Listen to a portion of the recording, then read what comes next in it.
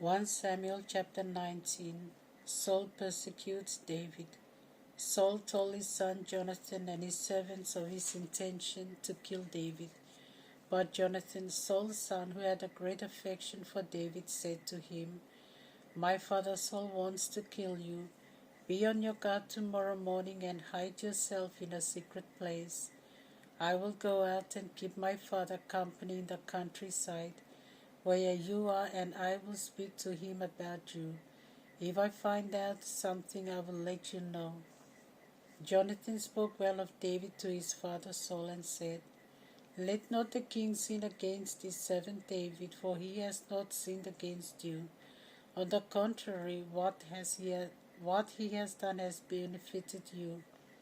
He risked his life in killing the Philistine, and the Lord brought about a great victory for Israel.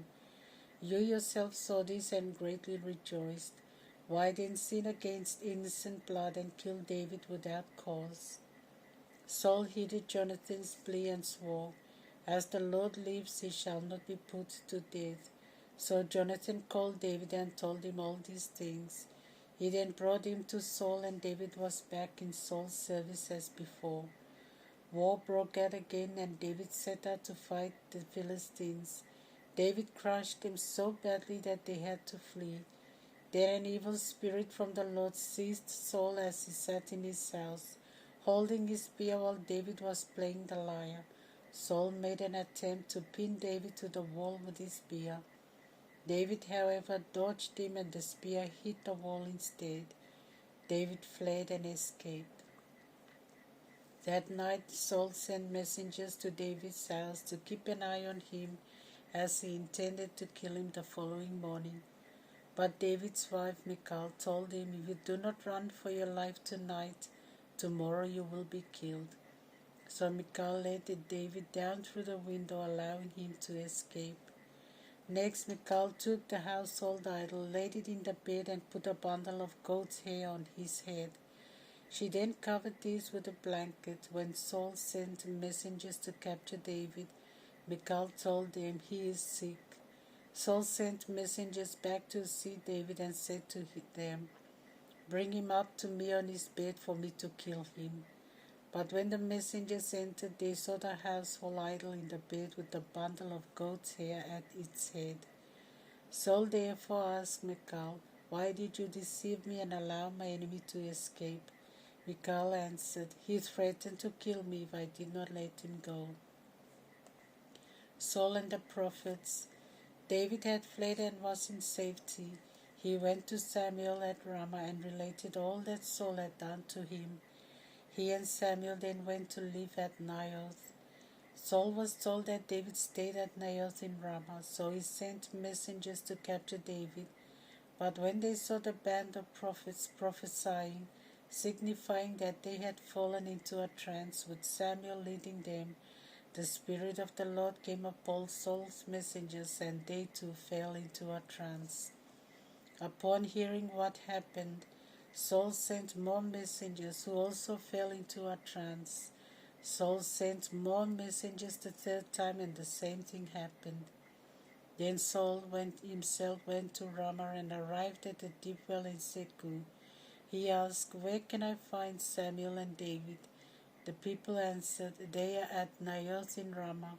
So Saul proceeded to Naioth in Ramah, but the Spirit of the Lord came upon him as well, and he walked along in a trance until he reached the entrance of Naioth in Ramah. He took off his clothes and fell into a trance in Samuel's presence. Then he fell down naked, remaining in that position all day and all night. Hence sprang the saying, "Is Saul also among the prophets?" 1 Samuel chapter 20. Jonathan helps David. David fled from Naioth in Ramah and went to Jonathan to ask him, "What have I done? What am I guilty of? What sin have I committed against your father that he wants to kill me?" Jonathan, however, assured him, "No, you shall not die. My father does nothing small or great without informing me. Why should he hide this from me? No, this cannot be." But David replied, Your father knows very well that you are pleased with me, so he thinks it is better not to tell you and grieve you. But I swear you, there is but one step between death and me." Then Jonathan asked David, "What can I do for you?" David answered, "Tomorrow is the new moon and I should be dining with the king, but let me hide myself in the open country until the evening of the third day. If your father looks for me, say to him, 'David insistently asked me to let him go over to Bethlehem because they have their yearly sacrifice there with the entire family.' If he says good, then I am in no danger. If he gets angry, then you can be certain that he wants to harm me. Do this for me according to our agreement. But if I am guilty, kill me yourself. Why hand me over to your father to be killed?" Jonathan answered, "Far be it from you. If I knew that my father wanted to harm you, would I not warn you?" David then asked him, "Who will tell me if your father answers you angrily?" Jonathan said, "Come, let us go into the open country." So they both left for the open country. Then Jonathan said to David, "The Lord, the God of Israel, be our witness. About this time tomorrow or the following day, I shall be sounding out my father. If he is well disposed toward you, I shall send you the word. But if my father intends to do you harm, may the Lord punish me if I do not warn you, that you may escape safely. Surely the Lord will be with you as long as he has been with my father. As long as I live, always be kind to me. But if I die, never cut off your friendship with my family, even when the Lord takes vengeance on David's enemies and wipes them out from the face of the earth."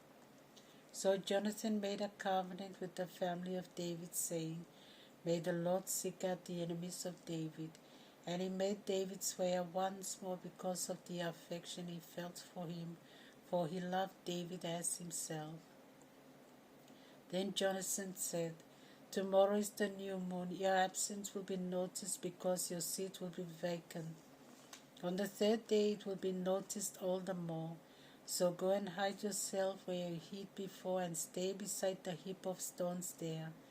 I will shoot 3 arrows near the stones as if I was aiming at a target. I will then send the lad with this instruction: Go look for the arrows. If I say to the lad, 'The arrows are on this side of you, pick them up,' then you may come out, for I swear you are not in danger. But if I say to the lad, 'The arrows are beyond you,' leave, for the Lord is sending you away. But as for our covenant, the Lord is our witness forever." So David hid himself in the open country. On the day of the new moon the king came to dine. He took his usual place on the seat against the wall, while Jonathan sat facing him, and Abner was beside him. David's seat remained vacant. Saul did not say anything on that day, thinking that something may have happened and David was unclean. On the second day of the new moon, David's seat was still vacant, and Saul asked his son Jonathan, "Why has the son of Jesse not come to table yesterday and today?" Jonathan answered, "David insistently asked to leave to go over to Bethlehem for the Sed. Our family is offering a sacrifice in the city, and my brothers insisted that I be present. So please allow me to go and visit my brothers. This is why he has not come to the king's table."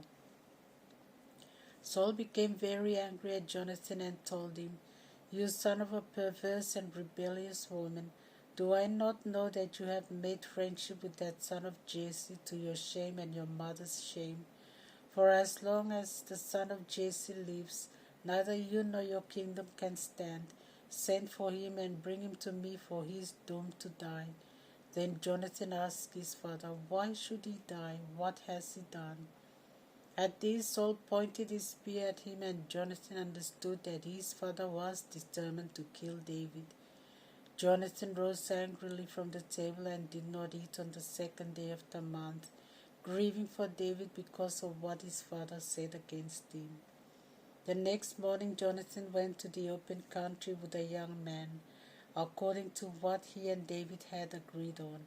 He told the lad, "Run, fetch the arrows." While the lad was running, Jonathan shot an arrow that flew beyond the lad. When the lad reached the spot where Jonathan had shot the arrow, Jonathan called after him and said, "The arrow is beyond you. Run quickly and do not waste time." The lad picked up the arrow and ran back to his master. The lad knew nothing of the agreement between Jonathan and David. After that, Jonathan gave his weapons to the lad and told him to take them to the city. When the lad had gone, David came out from behind the mount and prostrated himself on the ground 3 times before Jonathan in homage. The two embraced each other and wept together, but David wept the more. Then Jonathan said to David, "Go in peace, for we have made an oath to each other in the Lord's name when we said, 'The Lord shall be witness between you and me, and between your descendants and mine forever.'" Psalm 119, verse 49 to 72. Remember your word to your servant, your word which has given me hope. This is my consolation in my suffering, that your promise renews my life. Although the arrogant mock me without end, I faithfully cling to your law. When I remember your ordinances of old, I find comfort in them, O Lord. I feel indignant at the wicked who have forsaken your law. Your decrees are the theme of my song in this place of my exile. Each night I call on your name, O Lord, and renew my vow to keep your law. This has been my practice. I have kept your precepts. You are my portion, O Lord. I have promised to obey your word. With all my heart I have sought your face. Be gracious to me according to your promise. I have considered my ways and have turned my steps to your paths. I hasten and no longer delay in keeping your commands. The wicked have trapped me in their snares, but I have not forgotten your laws. At midnight I rise to praise you for the justice of your ordinances. I am an ally for those who fear you, for those who keep your precepts. The earth is full of your love, O Lord. Teach me your decrees. Be good to your servant, O Lord, in accordance with your words. Give me knowledge and good judgment, for I trust in your commands. Before I was afflicted, I went astray, but now I obey your word. You are good and your works are good. Teach me your decrees. I am slandered by the arrogant, but I keep your precepts within my heart. Their hearts have grown callous with pride, but I delight in your laws. It is good for me to have been afflicted, for I have deeply learned your statutes. Your law is more precious to me than all the gold and silver in the world. Luke chapter 21, verse 20 to 38. But when you see Jerusalem surrounded by armies, then you must know that the time has come when she will be reduced to a wasteland. Then if you are in Judea, flee to the mountains. If you are in the city, leave it, and let those in the fields not return to the city. For these will be the days of a punishment, and all that was announced in the scriptures will be fulfilled. How hard it will be for pregnant women and for mothers with babies at the breast. For a great calamity will come upon the land, and a punishment upon these people. They will be put to death by the sword or taken as slaves to all the nations, and Jerusalem will be trampled upon by the Gentiles until the time of the Gentiles is fulfilled, the coming of the Son of Man. Then there will be signs in the sun and the moon and the stars, and on the earth anguish of perplexed nations when they hear the roaring of the sea and its waves. People will faint with fear at the mere thought of what is to come upon the earth, for the forces of the universe will be shaken. And at this time they will see the Son of Man coming in a cloud with power and great glory. Now when you see these things begin to happen, stand up and raise your heads, for your liberation is coming close. The lesson of the fig tree. And Jesus told them a parable. Look at the fig tree and all the trees. As soon as their leaves sprout, you know that summer is already near. In the same time, as soon as you see these things happening, you know that the kingdom of God is at hand. Truly I tell you, this generation will not pass away until all this has happened. Heaven and earth will pass away, but my words will not pass away. Be on your guard. Do not let your hearts be weighed down with a life of pleasure, drunkenness, and worldly cares, lest that they catch you suddenly like a trap. For it will come upon all the inhabitants of the whole earth. But watch at all times and pray, that you may be able to escape all that is bound to happen, and to stand before the Son of Man. In the daytime Jesus used to teach in the temple. Then he would leave the city and pass the night on the Mount of Olives. And early in the morning the people would come to the temple to hear him.